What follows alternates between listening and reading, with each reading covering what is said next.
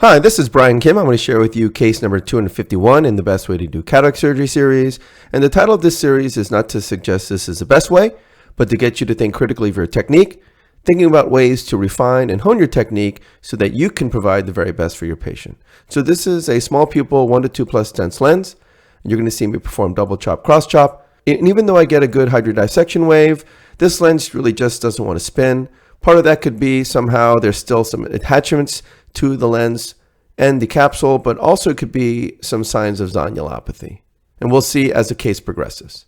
So first of all, you can see this is the left eye and the patient has a rather strong Bell's reflex, trying to get the patient to straighten the eye up.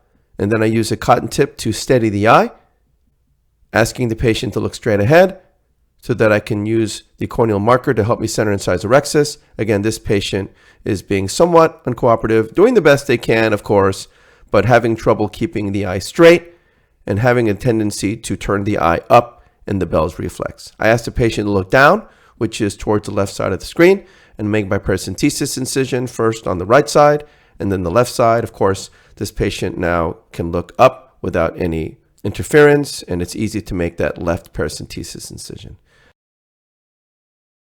I'm injecting intracameral epinephrine and then some dispersive viscoelastic to coat the corneal endothelium and to flatten the anterior capsule, as well as viscodilate.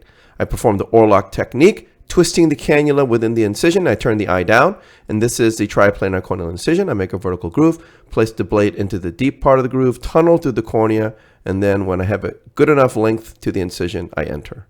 These are the sharp tip microrexus forceps by Moria. I puncture the center, pull down towards me, grabbing the right side of the tear. I go around circumferentially.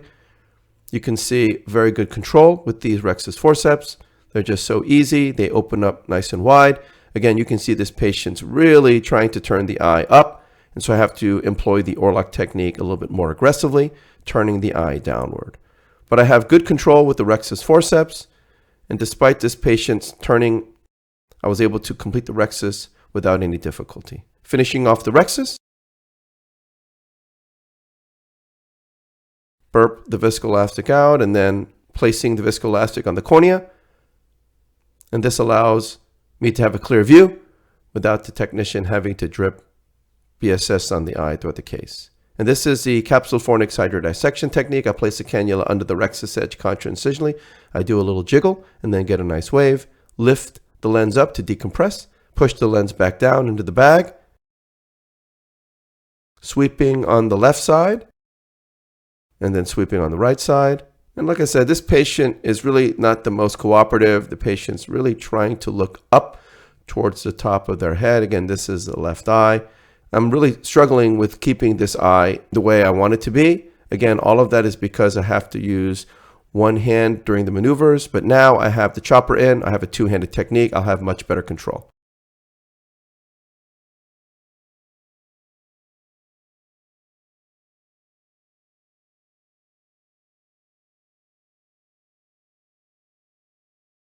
So I place the chopper under the rexus edge contra-incisionally, the phaco tip vertically sub-incisionally, and then fracture the lens completely in half. That's double chop. You can see how easy that happened. I place the chopper under the right heminucleus, hooking the peripheral lens, crushing it against the phaco tip and cutting that in half, and that is the cross chop. You see here I tried to grab that first quadrant with some vacuum. Didn't really quite happen. So then I just use a chopper to lift that first quadrant up. Very easy. And again, this patient's still fighting me the whole time. I slide the chopper under the second quadrant. Not much of a lens material there. The second heminucleus is not really spinning, so I use some vacuum to grab it and lift it up out of the bag, and I get the chopper around it and then crush it in half. So when you can, in this situation, you could certainly just use some vacuum to grab that second heminucleus. Again, this patient is rather uncooperative, strong Bell's reflex, and so rather than fumbling around, trying to get the chopper around, especially because this patient has that strong Bell's reflex, it's harder from a leverage standpoint to get that chopper under the capsule and hooking the lens up. So I decided to just use a vacuum, grabbing it very carefully, getting good purchase, and then just lifting that second heminucleus out of the bag. Once it's out of the bag, I'm able to use mechanical fracturing forces to crush the lens into smaller and smaller pieces, fracturing the lens with the phaco tip and the chopper, and then buzzing it gently and pulsing it with the phaco energy, and that's all the endonucleus. Now, in these situations, when the lens doesn't want to move, I also find that there's a stubborn epinucleus. And as you can see here, as I'm trying to grab the epinucleus doesn't want to come up. And so again, that all kind of ties into this scenario where the lens doesn't want to spin. But fortunately, I was able to grab part of the anterior aspect of the epinucleus, and it's able to collapse on itself and come out.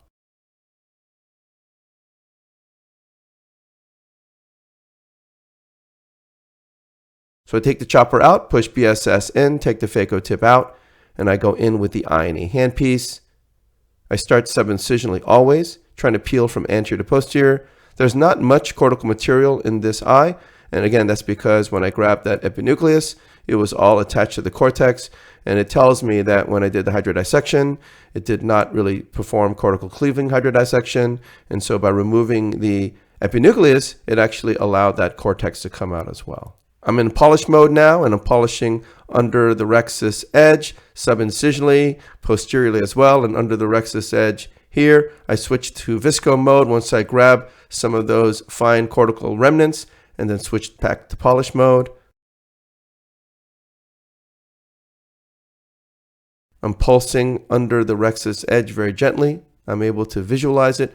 I don't like pulsing if I can't see the rexus edge, so I would not advise trying to pulse when you can't see the rexus edge, because then you'll end up just pulsing the iris, and you can cause some transillumination defects if you do that.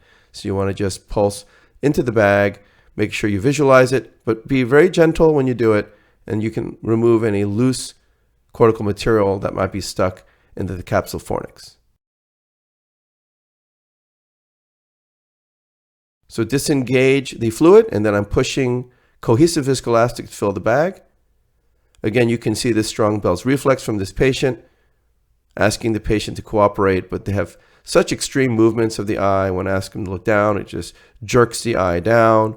Trying to look straight, jerk the eye straight. Again, the patient's doing the best they can, but again, when it comes to eye surgery, it's a new experience for patients, and just some of them just really have a hard time with it.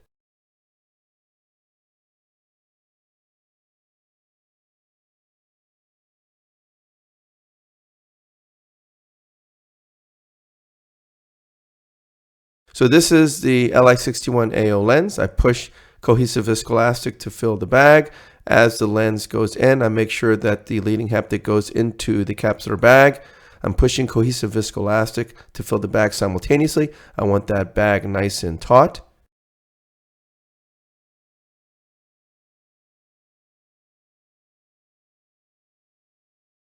The optic goes in, nice and straight. I retract the plunger, and then I try to get that trailing haptic in as well.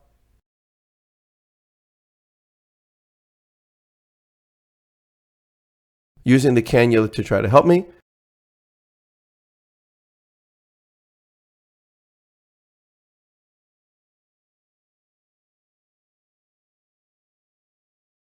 But it ends up in the anterior chamber, which is fine. I turn the water on, and then I push the optic haptic junction down, and the trailing haptic goes right in. Lifting the optic up, tilting it, removing all the viscoelastic from within the bag, making sure that both haptics are within the bag when I do this. And in some way, you know that it's in the bag, both haptics are in the bag, because the optic is nice and centered. If it wasn't, you can see the optic would kind of tilt to one side or turn to one side, but both haptics are in the bag. I'm getting underneath the lens, removing some very fine cortical material adherent to the posterior capsule. Again, oftentimes you'll get this fine wispy stuff in lenses that don't spin.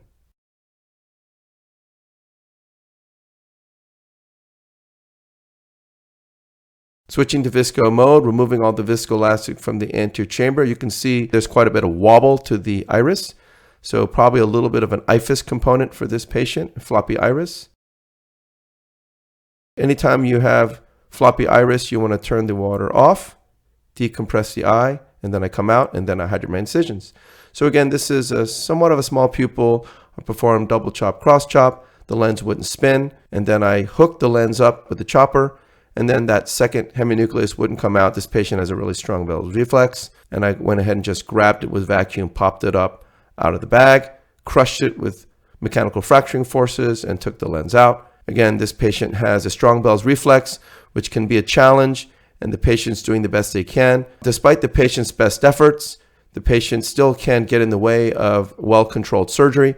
But using a two-handed technique and understanding what you're able to accomplish as you're disassembling the lens is all about why I think using mechanical fracturing concepts and principles helps leverage maximal control, in this case with a patient who has a strong Bell's reflex. So I hope this was helpful to you, and I thank you for your attention.